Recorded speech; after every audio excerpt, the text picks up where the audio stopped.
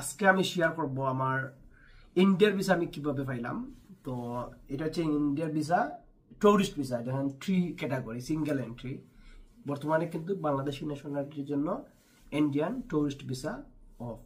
Just আপনি business visa, medical visa, double entry visa এগুলো করতে পারবেন। নর্মালি যেগুলো এজ এ টুরিস্ট হিসাবে কিন্তু ইন্ডিয়াতে আপনি ভিসা বর্তমানে অফ বাংলাদেশের লাগে। তো আমি এই ভিসাটা কিভাবে নিলাম, তো এই ভিসাটা আমাকে দিছে 3 মাসের।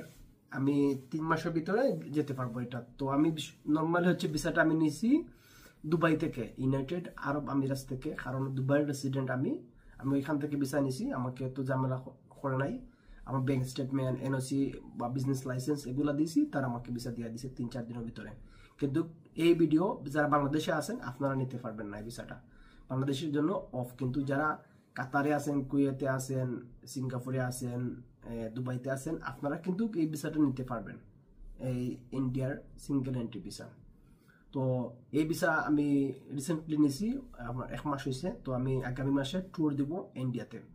তো হয়তো এই খুব অল্প সময়ের মধ্যে, অল্প দিনের মধ্যে ভিসা ওপেন হতে পারে, ইন্ডিয়া ট্যুরিস্ট ভিসা।